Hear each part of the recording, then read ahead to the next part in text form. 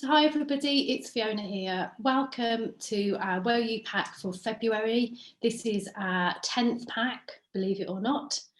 And this time we're welcoming artist, textile designer Anne-Marie Cadman.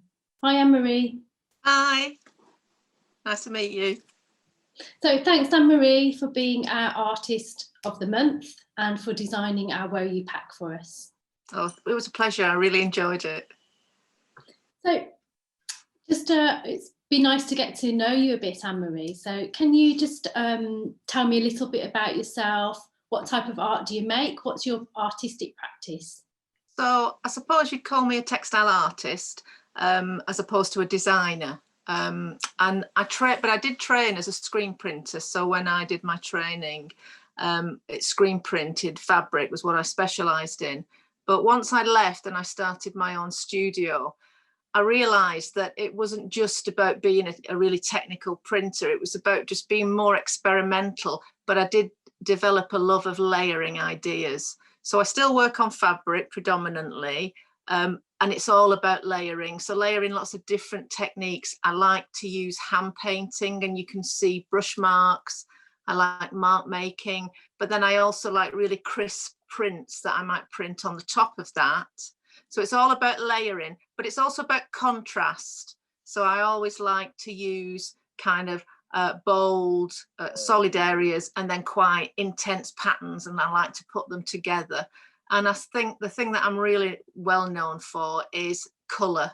Everything is really brightly coloured. But I have branched out into sort of general surface kind of decoration, if you like, to can't think of a different way to describe it.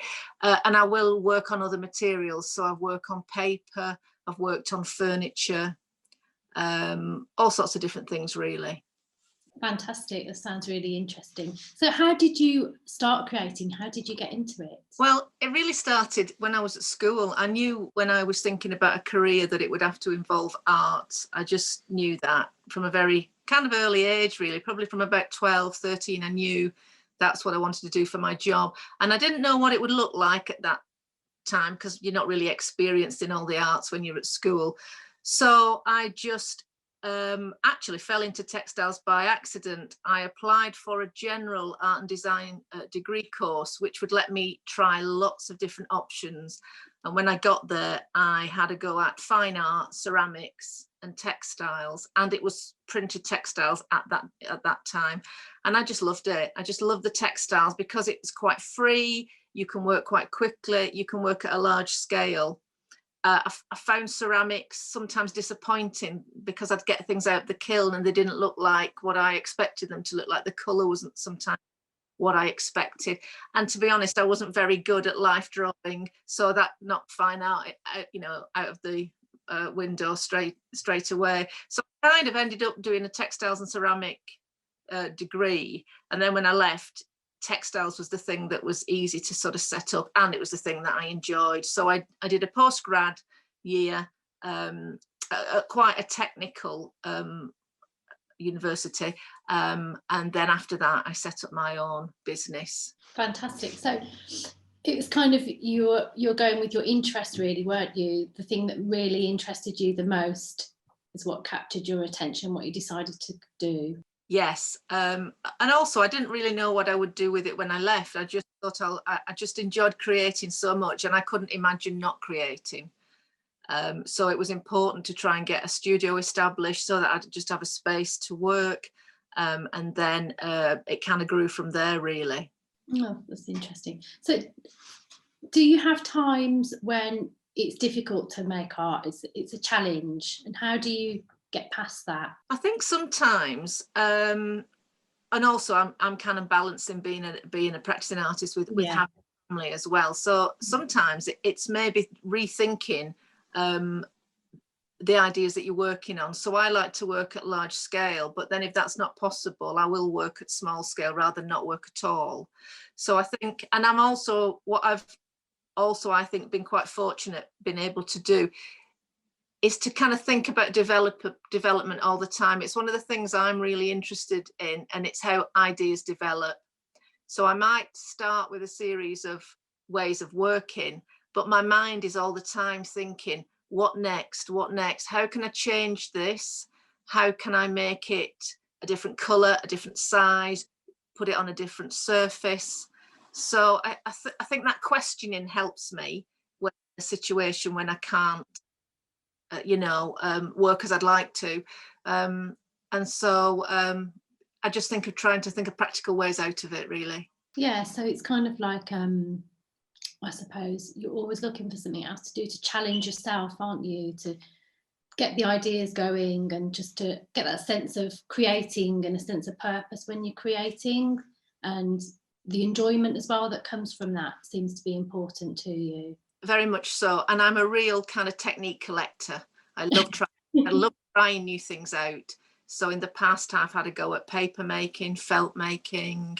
I do a little bit of kind of traditional printing, so kind of like lino print. I've had a go at glass making, also, all sorts. So I am really a technique collector.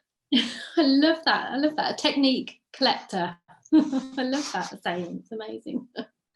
So I know that you also work alongside others in community settings or in schools, working with other people. How is that important to you? What do you get out of working with others?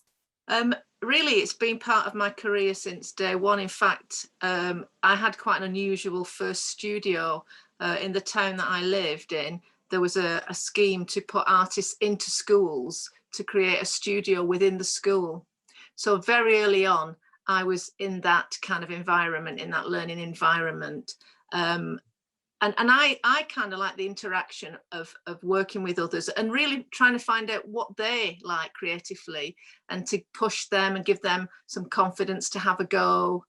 And I find it really rewarding working with community groups and schools, because it's just seeing that light bulb moment when someone is, really pleased with what they've produced. Sometimes they've been quite nervous about starting. And I just like to see that journey that they make, towards being really creative. And actually also, again, because of my collecting of techniques and ideas, you sometimes see fantastic ideas that you think, oh, I'm going to have a go at that. Or they help you solve a problem that you were struggling with. And that's been a real eye-opener for me. Sometimes quite young children have helped me solve a problem in a project. They've just suddenly said, oh, why don't we do it like this? And I've thought, actually, that is the way to do it, and I hadn't thought about it. So I think it is very much a two-way process when you're working with groups in education settings. So what's in the pack? What are we making this time, Anne-Marie? So it's a textile activity that you've got, and I'm calling it sort of hoop art because it's based around using an embroidery hoop. When you first asked me to make the pack, I was thinking, what can I do that's textiles, that's dry, that doesn't include using dyes and inks, but is a dry process. But I also wanted to use my approach to layering, so you could still learn some of those same skills. So I think it just became a natural fit to think about the hoop, because I think we started talking about a collaged, a fabric collaged approach. And then I just thought, great, we can do that in a hoop, which I've always wanted to use. I really like embroidery hoops, and I am not a sewer. That's the one thing I'm not, but I do like looking at other people's embroidery. So it was a chance for me to do something that I'm very keen to have a go at. And I also like the fact that when it's in a hoop, it's a finished piece if you want it to be. You can hang it on the wall. You've got a ready-made circular piece. I also love circles, so it was a win-win for me doing something that was circular. And I think that the thing behind it is it's not about perfect stitching. It's about just assembling materials that pleases you. And if you don't want to sew them, you can glue them. I actually like embroidery where you really see the stitches where they may be bigger than they need to be, because the stitch is part of the piece. And I think that goes back to my mark making experience. I like to see someone's hand has been on a piece of work. You can see the mistakes sometimes as well. Just see that it's an honest piece of work that's got individuality in it.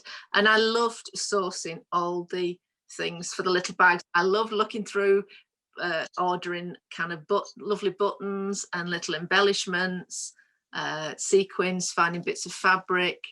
So it was a pleasure to put it together, and I've tried to make it as colourful as I could, because, as I said before, colour is my thing. So I wanted it to be quite a kind of eye-popping combination of materials. So hopefully I've done that. I'm sure you have, Anne-Marie. I think colour is really important, isn't it? Especially at the minute. I think everybody's just desperate for a pop of colour or a bit of something a bit more cheerful, really. I think it's really right for the time now. So I'm thinking about all the little bits and bobs that you've put into the pack. It's going to be perfectly fine for people to add their own pieces to that, isn't it? To kind of add their own touches, anything that they have at home, they can use that as well. Oh, absolutely. And in fact, you know, you don't have to use what's in the pack if you didn't want to. You know, you or some of the things in there you could change, or you could paint. But I think very much, yeah, personalize it, make it your own. And that's why I've tried to push the 3D idea as well. So it's not all about flat fabric. You know, you can pile the buttons up into a little tower and stitch them on so they're coming off the surface. You can attach little 3D ideas. Things can come outside the circle as well if you wanted to. You know, if you had some structures that you wanted to stitch or stick on that would come outside the circle, I think that would be great. So, you know, there are no rules. And actually, although there's quite a lot of photographs on the instructions, they are just my record of how I made my piece. So it's by no means a copy this exactly. It's really, this is how I did mine. Go off and do yours however you want to. Perfect. Sounds perfect, that does. So I'm really, really excited and looking forward to everybody receiving their packs and seeing what lovely creations people design. So thanks ever so much, Anne-Marie, for chatting with us. It was really interesting hearing all about your background and your inspiration for the pack and why you've designed this pack for us. So thank you very much. Oh, thank you. It's a pleasure.